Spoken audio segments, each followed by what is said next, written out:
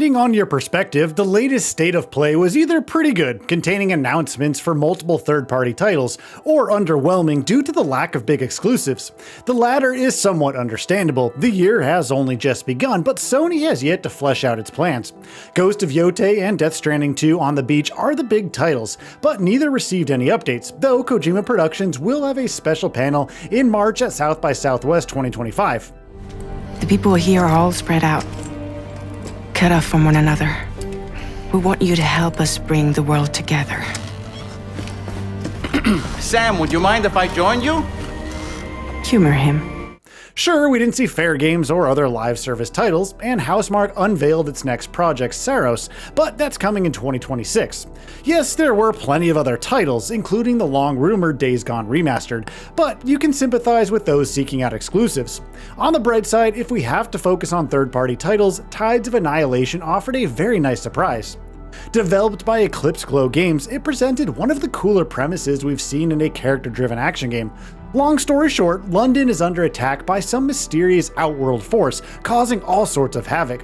Who else to venture into the ruins and fight back than Gwendolyn, voiced by Jennifer English, best known for Shadowheart from Baldur's Gate 3, and King Arthur's Knights of the Round Table.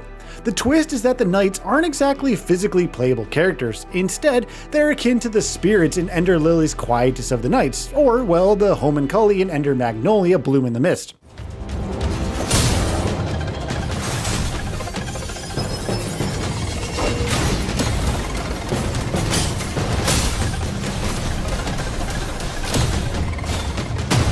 Gwendolyn attacks with a sword revealed to be Ninaine, who may or may not be the Lady of the Lake's successor. However, she can call in the knights anytime to follow up with their own attacks, chaining them together into combos. You can unleash long-range damage with arrows that burst after a short period, deal a heavy blunt blow, ravage threats with ice magic, or rush forward and pierce them. But that's not all. Based on the extensive new gameplay, each knight has different contextual abilities. Hold down on the archer's attack and it will create a swirling dome of attacks that constantly damages enemies within. And if that wasn't enough, Gwendolyn executes enemies, whether smashing them into the ground with a gauntleted hand or taking one's axe to bash it to bits. This expands the options to juggle enemies, attacking mid-air and creating stylish combos, like freezing foes and shattering them to bits with a heavy attack. Keep in mind that there are more than 6 additional knights that have yet to be showcased. Now, there are plenty of questions, like how Gwendolyn possesses this power, whether she can save her sister from the ongoing calamity, and how Avalon, the same island from Arthurian legend, ties in. Of course, the development team confirmed other promising details in a roundtable Q&A via WCCF Tech, like over 30 hours of gameplay on average. There are also more than 30 bosses with unique abilities, with some very challenging boss fights promised. Do you fear that? Just a fold realm. Scarlet Waters! Run!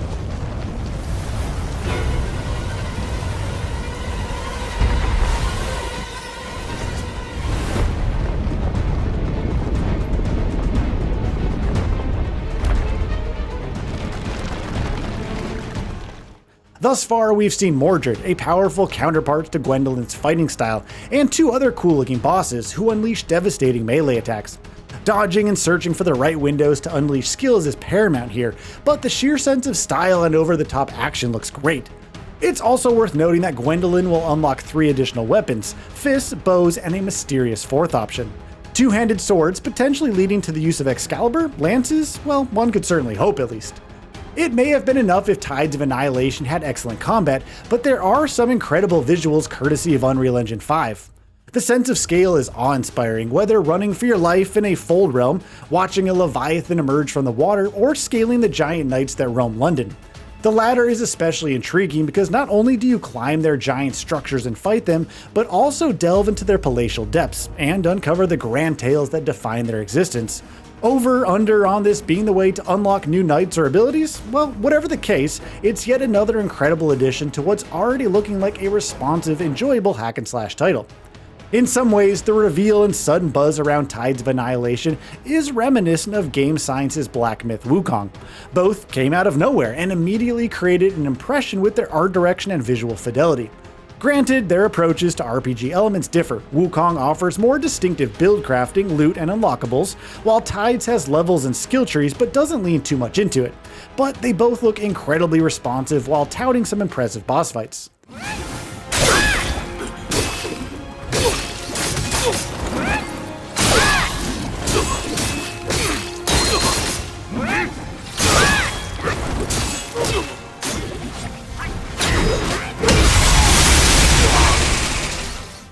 Intriguingly, that's not the only connection they share. Eclipse Glow revealed that the publisher invested in both projects with varying expectations.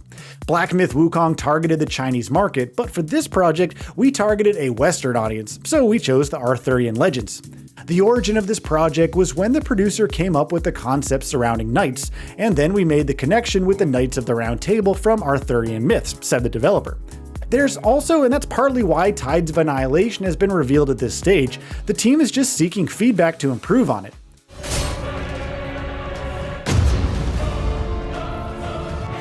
You were just lucky.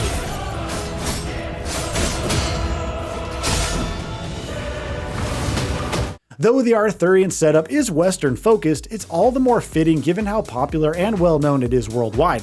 Tides offers its unique spin on the same while still connecting to those with some knowledge of the Arthurian legend.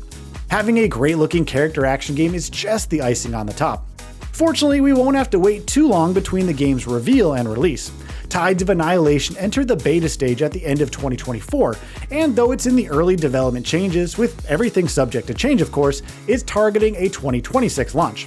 Certain areas could use more polish, especially when the screen is alight with particles and the frame rate suffers.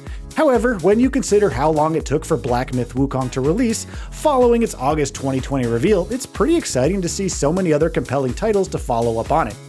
There's plenty to talk about regarding Sony's approach to state of plays, or its presentation of first-party games, never mind the whole live service fiasco.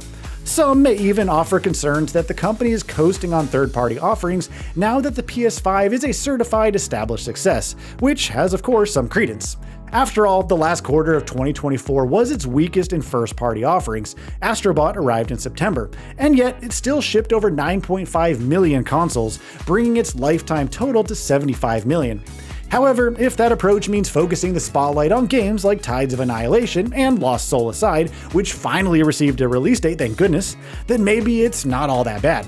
Either way, we've been keen to see how the project develops and whether it can live up to the massive success